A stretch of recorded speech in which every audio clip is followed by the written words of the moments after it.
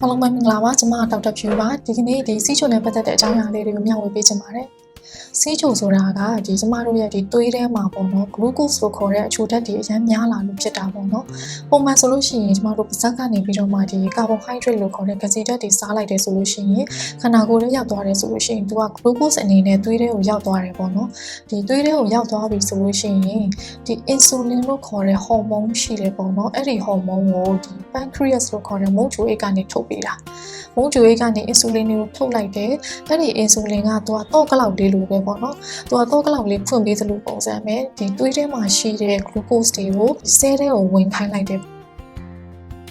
အဲ့ဒီမှာဆဲကနေမှဝင်လာတဲ့ glucose တွေကိုအသုံးပြုပြီးတော့မှခန္ဓာကိုယ်အတွက်လိုအပ်တဲ့စွမ်းရည်တွေကိုထုတ်ပေးတာပေါ့နော် glucose တွေကဆဲထဲကိုဝင်သွားပြီဆိုသွေးထဲက glucose တွေကလည်းကျသွားတယ်ပေါ့နော်အဲ့ဒါပုံမှန်ဖြစ်စဉ်ပေါ့စီးချိုမှာကျတော့ဒီဖြစ်စဉ်လေးမှာတစ်ခုခုဖြစ်သွားတာပေါ့နော်အဲ့ဒါကြောင့်မို့သွေးထဲမှာ glucose တွေများလာတာစီးချိုအမျိုးအစားဘယ်နှမျိုးရှိလဲဆိုတော့အကြမ်းများအဖြစ်3မျိုးရှိတယ်ပေါ့နော်အမျိုးအစားနံပါတ်1သူကကျတော့ဒီခန္ဓာကိုယ်မှာရှိတဲ့ကိုယ်ခံအားက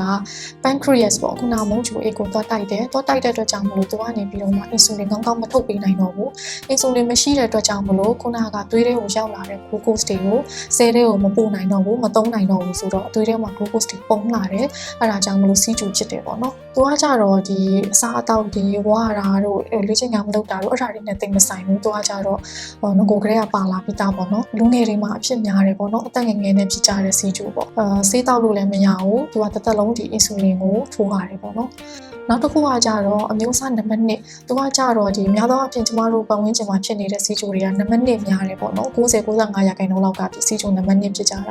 သူကကြတော့ဘာကြောင့်ဖြစ်တာလဲဆိုတော့ဒီမျိုးရိုးလက်ဆိုင်နဲ့ပြီးရင်ကိုယ့်ရဲ့အနေထိုင်တွေကြောင့်လည်းဆိုင်တယ်ဥပမာလေ့ကျင့်ခန်းမလုပ်ဘူးလှုပ်ရှားမလုပ်ဘူးသူကလည်းဝရတယ်အချိုတွေကလည်းအစာများတယ်အဆီတွေကလည်းအစာများတယ်ပေါ့အဲ့ဒါတွေအလုံးပေါင်းပြီးတော့မှသူက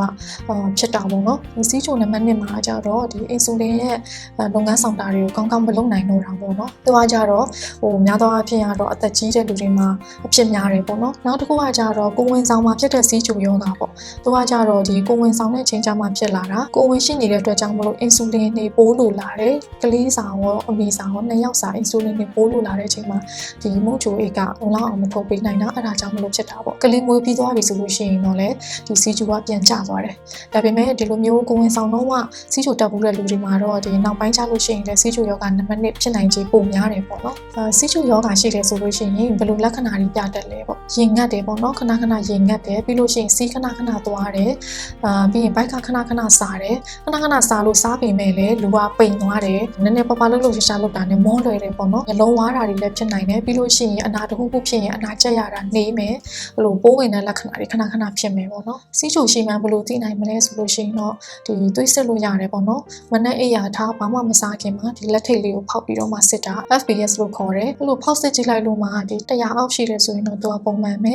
100ကနေ126ကြာဆိုလို့ရှိရင်တော့နည်းနည်းလေးများချင်းဖြစ်နေပြီပေါ့နော်126အထက်နှစ်ခေါက်လောက်ဖောက်တာနှစ်ခေါက်လုံး126ထက်လောက်ရတယ်ဆိုရင်တော့သူကစီးချိုရှိတာပေါ့နော်နောက်တစ်ခုကကြတော့ဒီ HbA1c ဆိုတာစစ်လို့ရတယ် HbA1c ဆိုတာကြတော့ဒီကိုကလွန်ခဲ့တဲ့3လပေါ့နော်လွန်ခဲ့တဲ့3လအတွင်းမှာစီးချိုကဘယ်လောက်ရှိတယ်လဲဆိုတော့ပြန်များအလိုစစ်တဲ့ဟာလေးပေါ့နော်အဲ HbA1c စစ်လိုက်လို့ပေါ့နော် 6.5 အထက်ဖြစ်နေတယ်ဆိုလို့ရှိရင်တော့စီးချိုရှိတာပေါ့နော်ကဲ၍ဒီ 9.9 နဲ့ 6.4 ကြာဆိုရင်တော့စီးချိုဖြစ်ခြင်းတလို့လေးရှိနေပြီပေါ့နော် 9.9 အောက်ဆိုလို့ရှိရင်တော့သူကပုံမှန်ပဲလို့ပြောလို့ရတယ်ပေါ့နော်စီးချိုယောဂါမရှိဘူးစီးချိုယောဂါရှိတယ်ဆိုလို့ရှိရင်ဘယ်လိုနောက်ဆက်တွဲတွေဖြစ်လာနိုင်တယ်လဲပေါ့ဒီစီးချိုယောဂါရှိတယ်ကောင်းကောင်းလဲကိုကဒီစီးချိုယောဂါကိုမထိန်းနိုင်ဘူးစီးချိုတွေအများနဲ့တက်နေတယ်ဆိုလို့ရှိရင်သူကဒီခန္ဓာကိုယ်ထဲမှာရှိတဲ့သွေးကြောတွေနဲ့အာရုံကြောတွေကိုသူကဖျက်ဆီးစေတယ်ပေါ့နော်သွေးကြောတွေဖျက်ဆီးတဲ့အတွက်ကြောင့်မလို့ဘာတွေဖြစ်လာမလဲဆိုလို့ရှိရင်ဒီနှလုံးယောဂါမှာဆိုလို့ရှိရင် heart attack ပေါ့နော်ရုတ်တရက်နှလုံးရက်တာတွေဖြစ်တတ်တယ်သွေးတိုးတွေဖြစ်လာမယ်လေဖြတ်တာတွေလည်းဖြစ်နိုင်တယ်ကြောက်ကသွေးကြောတွေကိုသွားထိတယ်ဆိုလို့ရှိရင်ကြောက်ကပျက်စီးတာတွေဖြစ်နိုင်တယ်မျက်လုံးရဲ့အနောက်ခန်းမှာလည်းသွေးကြောလေးတွေရှိတယ်အဲ့ဒီသွေးကြောတွေသွားပြီးတော့မှပျက်စီးတယ်ဆိုလို့ရှိရင်တော့